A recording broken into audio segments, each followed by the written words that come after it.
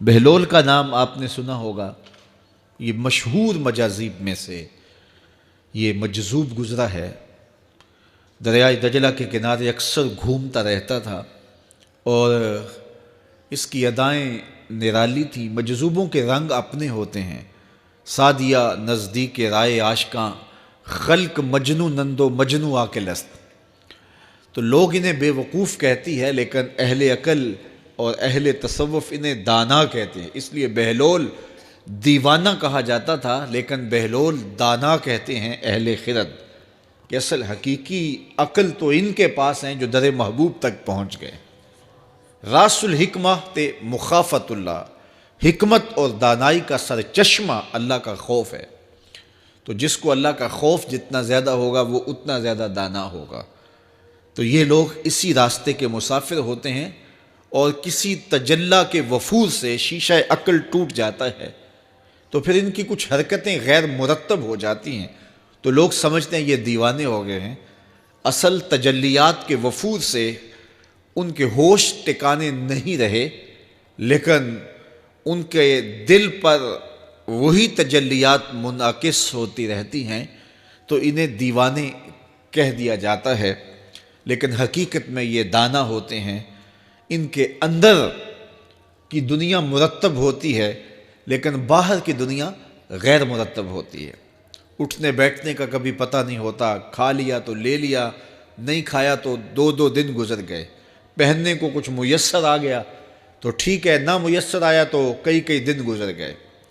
تو ان کو اپنے ظاہر کا خیال نہیں ہوتا، ان کی نظر مشاہدہ جمال پہ ہوتی ہے، اور پھر یہ دنیا سے اور اپنے آپ سے بھی بے گانے ہو جاتے ہیں، اور لوگ انہیں دیوانہ کہہ کے پکارتے ہیں۔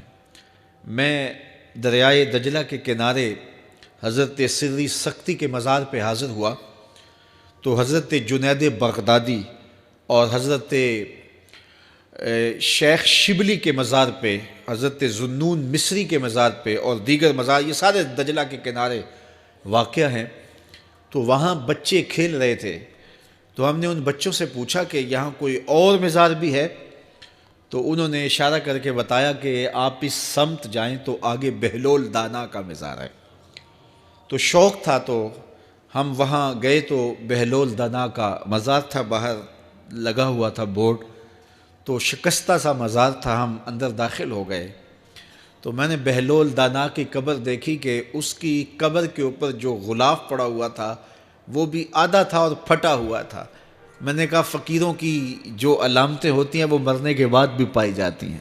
آج بھی مجذوبیت کا رنگ اس کی قبر پہ نمایاں ہے، اور میں نے دوستوں کو کہا جو میرے ساتھ تھے، میں نے کہا دیکھو کو جو ہوتے ہیں نا مجذوب، بعض کا کپڑے بھی واجبی ہوتے ہیں ان کے اوپر، تو یہ دیکھیے کہ اس کا غلاف بھی جو ہے وہ آدھا ہے، اور وہ بھی جگہ جگہ سے پھٹا ہوا ہے۔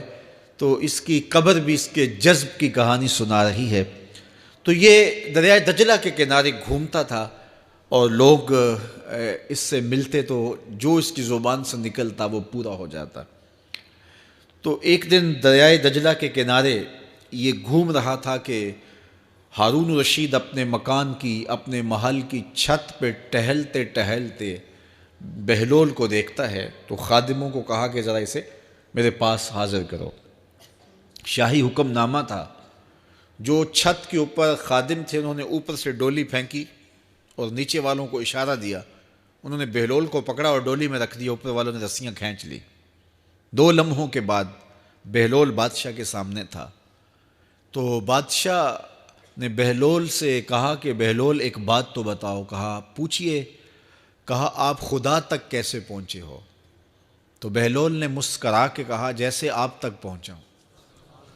علامہ اقبال نے جو مرد کلندر کی نشانیاں بتائی ہیں ان میں سے ایک نشانی یہ ہے، بات میں سادہ و آزادہ، معانی میں دقیق، کہ اس کی بات بہت لمبی اور لچھے دار اور گچھے دار نہیں ہوتی، سیدھی سیدھی بات ہوتی ہے، لیکن سیدھی روح میں اترتی ہے۔ مختصر اور جامع کلام کا حامل ہوتا ہے اللہ کا بندہ۔ تو کہا کہ بادشاہ جیسے آپ تک پہنچا ہو۔ تو بادشاہ کا تو خیال تھا کہ کوئی بڑی باریک بینی سے کوئی فلسفہ بتائے گا، لیکن یہ 2 لفظوں میں اس نے کہہ دیا جیسے آپ تک پہنچا۔ بادشاہ نے کہا میں نہیں سمجھا۔ کہا بات تو سادہ سی ہے، تیری عقل میں نہ آئے تو میں کیا کر سکتا ہوں؟ کہا حضرت آپ سمجھا دیجئے۔ تو بہلول نے کہا کہ حضرت میں خود آنا چاہتا تو دیوان خانے میں جاتا، درخواست لکھ کے لے جاتا، پھر جمع ہوتی، پھر کئی واسطوں سے ہوتے ہوئے آپ تک پہنچتی، آپ پھر مجھے وقت دیتے ملاقات کا 6 ماہ بعد، سال بعد، اس وقت پہ میں تیار ہو کے ملاقات کرنے آتا، آپ کے کوئی شاہی مہمان آ جاتے تو پھر ملاقات منسوخ ہو جاتی، پھر بھی آپ کی مرضی ملاقات ہوتی نہ ہوتی، میں چاہتا تو مہینے سال لگ جاتے، لیکن ملاقات پھر بھی آپ کی مرضی پہ، اور جب آپ نے چاہا ہے تو 2 گھڑیاں بھی نہیں لگی۔ تو کہا بندہ چاہے تو کروڑوں سال بھی بیت جائیں، اس کے قرب کی کوئی انتہا نہیں ہے، لیکن جب وہ چاہے تو 2 گھڑیاں بھی نہیں لگتی۔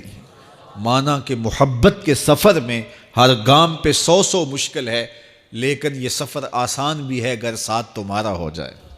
تو کہا کہ قل ان کنتم تحبون اللہ فاتبعونی یحببکم اللہ، کہ اگر تم اللہ سے محبت کرتے ہو تو آسان طریقہ تمہیں بتا دیتے ہیں، میرے محبوب کی چوکھٹ پہ آ جاؤ، اللہ اکبر، جس کو تم ڈھونڈنے نکلے تھے وہ تمہیں وہاں مل جائے گا، اور تم اس سے محبت کا دعویٰ رکھتے تھے وہ تم سے محبت کا دعویٰ کرے گا، اور پھر جب تم اس کے محبوب ہو جاؤ گے تو پھر جو تم کہو گے وہ کیوں نہیں ہوگا، کیونکہ محبوبوں کی تو بات مانی جاتی ہے نا۔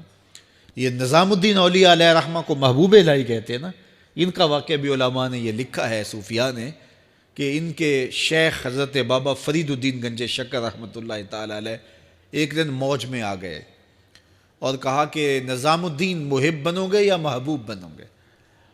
تو یہ بڑی خدمت کرتے تھے اپنی شیخ کی، تو کہا کہ محب بنو گے یا محبوب؟ تو کہا حضرت اگر اجازت ہو تو اپنی ماں کو نہ پوچھاؤں۔ اللہ اکبر، ان لوگوں کی مائیں بھی تو صاحب حال ہوا کرتی تھیں۔ تو کہا کہ اگر اجازت ہو تو اپنی ماں کو نہ پوچھاؤں کہ محب بننا ہے یا محبوب بننا ہے؟ کہا جاؤ تمہیں اجازت ہے۔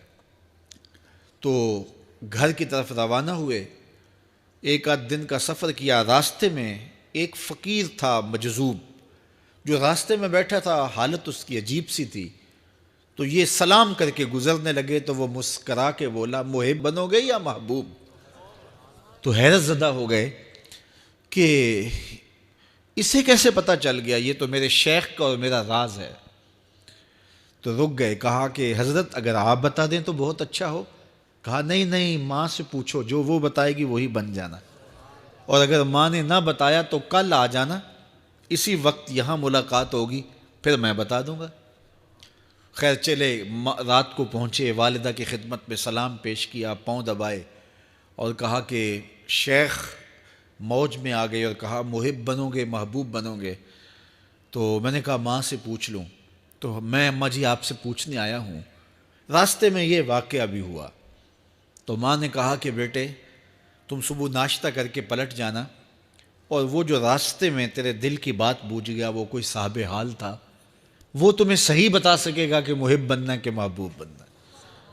خیر یہ صبح ناشتہ کر کے ماں کے پاؤں پکڑے، اجازت طلب کی اور واپس نکلے، اور وہاں جا کے دیکھا تو کوئی فقیر نہیں ہے۔ بڑے حیرت زدہ ہوئے، دائیں بائیں سے پوچھا کہ یہاں کل ایک بابا بیٹھا تھا، کہا وہ تو کل کا ہی فوت ہو گیا۔ تو کہا اس کی قبر کہاں ہے؟ کہا قبر کس نے بنانی تھی اس کی؟ وہ گندگی کے ڈھیر پہ لوگوں نے پھینک دیا۔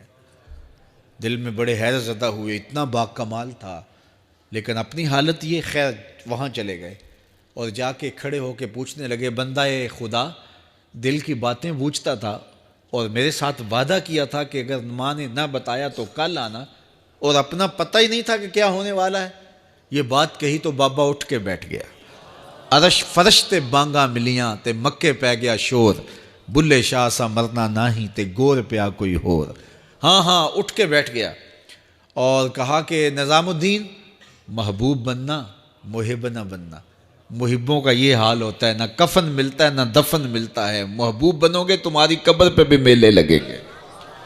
فاتبعونی یحببکم اللہ، اگر حضور کی اطاعت کرو گے، حضور کی فرما برداری کرو گے تو تم محبوب بن جاؤ گے۔ تو حضور کی محبت خدا کی محبوبیت کا ذریعہ ہے، اس لیے ہمیں حضور کا پیار اپنی روحوں میں موجزن کرنا ہے، حضور کی محبت اپنی روحوں میں اتارنی ہے، اور محبت اپنے تمام تر تقاضوں کے ساتھ جب روح پذیر ہوگی تو پھر ہمارا انداز زندگی بھی سنور جائے گا، ہماری آخرت بھی سنور جائے گی۔